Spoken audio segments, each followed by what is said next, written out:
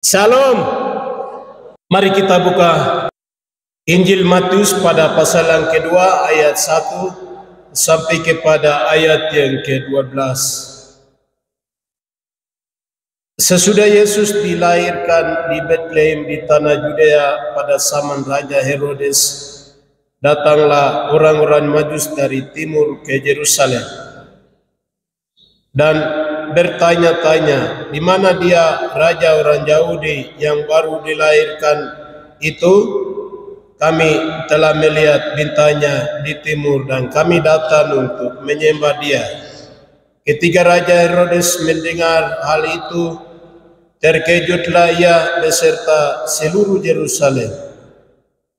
Maka dikumpulnyalah semua imam kepala dan ahli Taurat bangsa Yahudi, lalu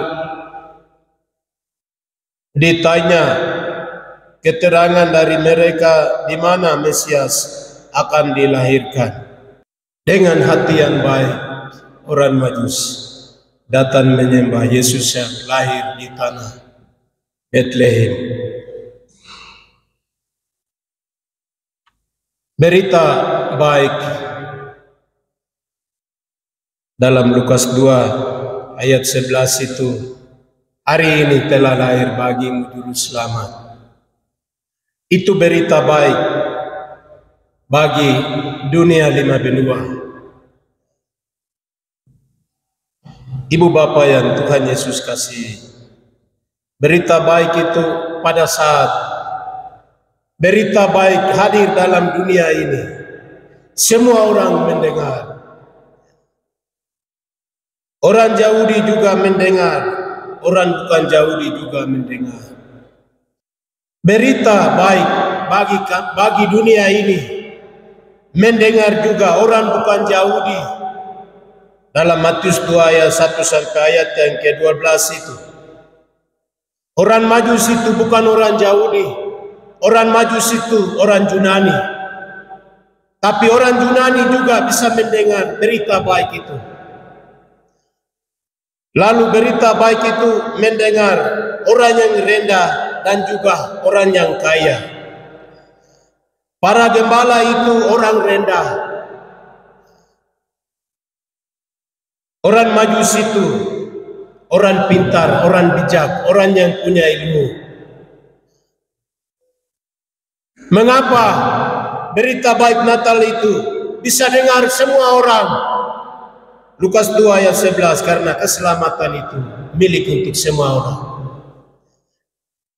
Milik untuk orang Yahudi, milik itu orang Yunani, milik orang Yerusalem, milik juga kita orang tanah Papua, milik kita semua orang. Para orang Majus mereka melihat satu tanda, bintang baru di langit. Orang Majus itu mereka yang punya ilmu tentang bintang-bintang di langit. Mereka pastikan bahwa bintang baru ini pasti ada raja baru dari luar dunia yang datang ke dalam dunia ini. Sehingga mereka siap diri datang ke Yerusalem. Tadi malam itu mereka menghadap pada Raja Herodes. Katanya, kami dari timur melihat bintang baru. Pasti ada raja baru yang lahir dalam dunia ini dan kami dari timur datang untuk menyembah. Herodes kaget. Siapa dia raja baru itu?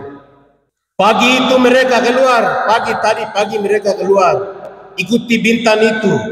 Dan sebentar malam bintang itu berhenti di rumah di atas Yesus lahir.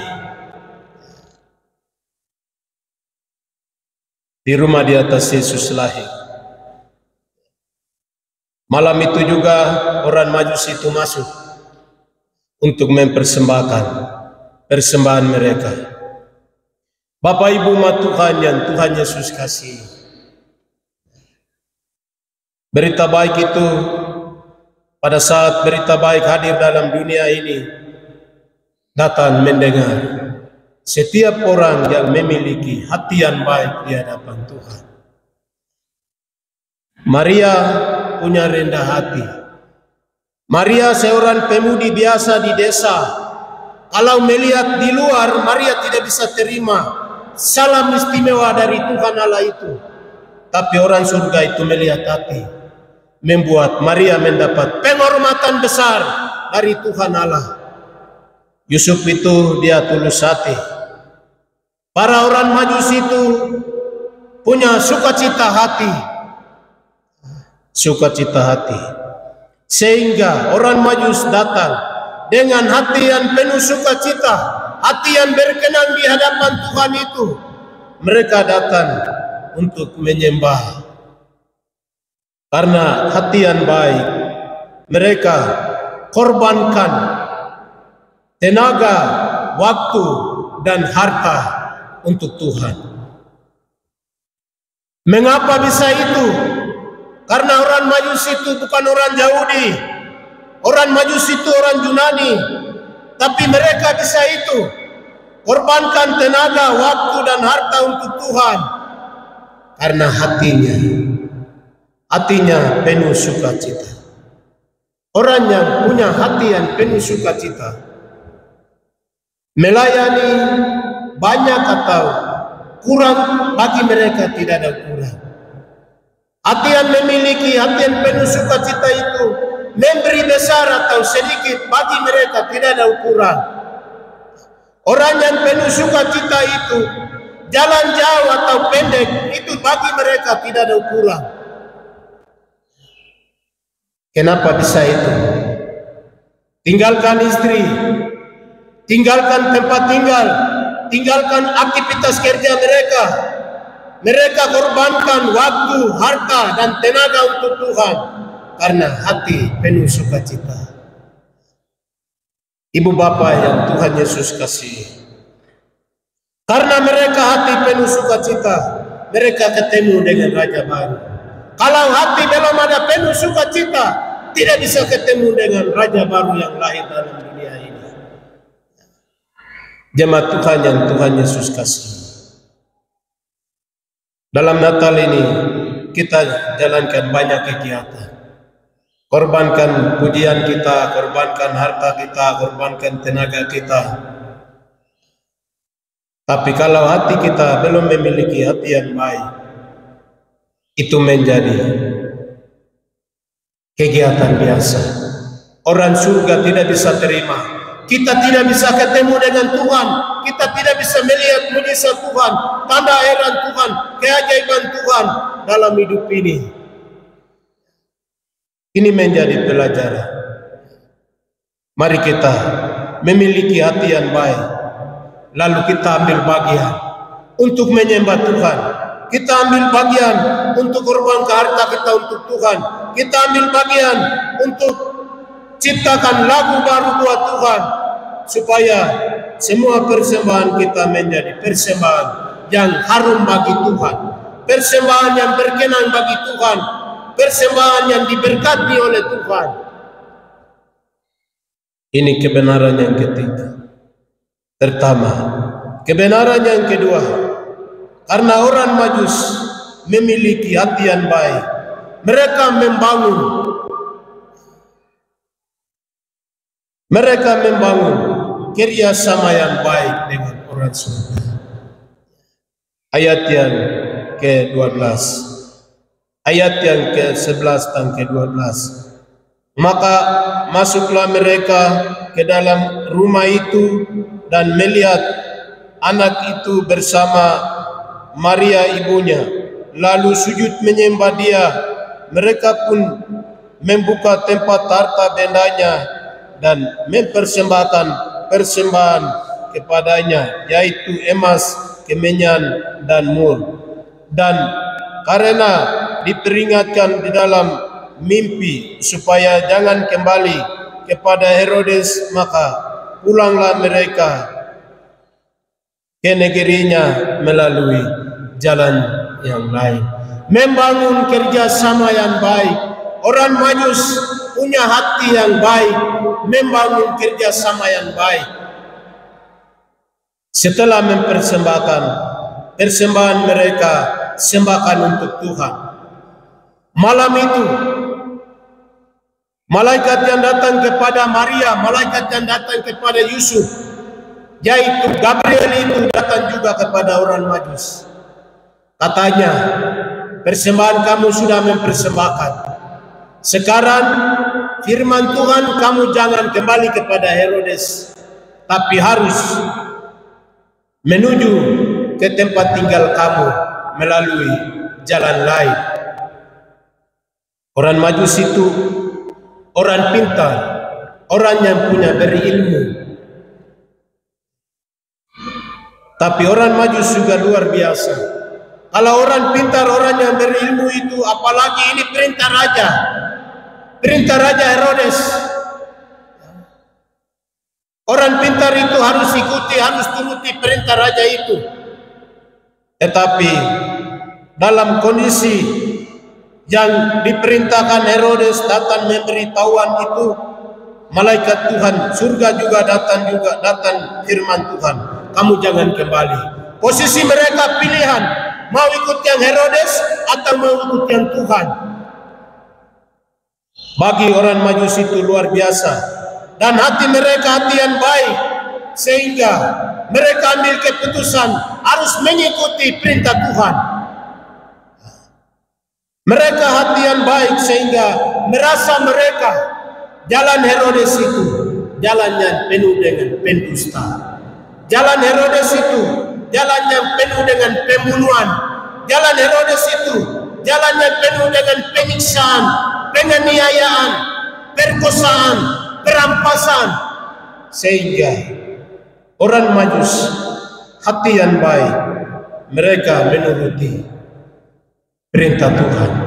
Hasilnya itu Yesus selamat dari program Herodes.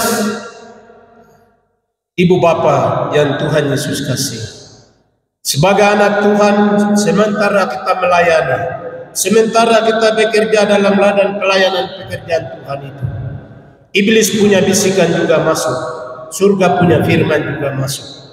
Mau pilih siapa, itu kembali kepada pribadi kita sendiri.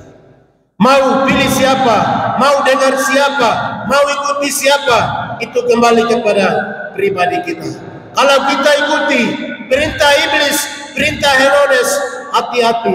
Perintah Herodes penuh dengan pendusta. Perintah jalan Herodes, jalan iblis penuh dengan kejahatan.